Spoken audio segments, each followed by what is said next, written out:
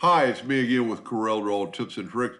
And while that other video was loading, I was kind of playing around with this. I actually said in that first video that I was going to see if this would keep going, but I can't really keep it going. But I thought of a pretty clever idea how to get them at least equal.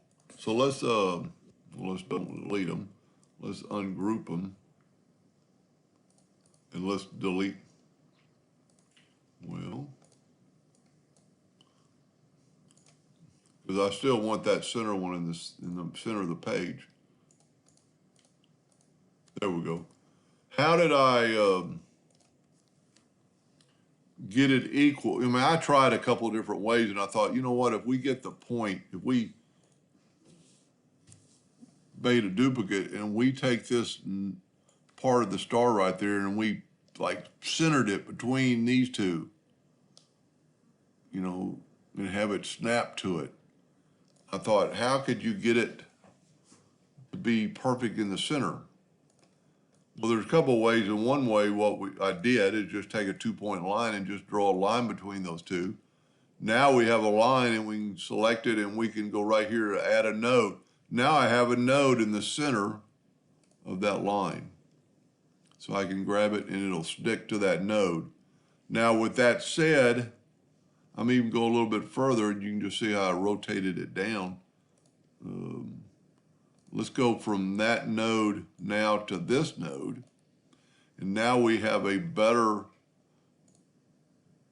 part where we could bring it in and actually come down that line and make it actually a little closer to the star, but that's in the center.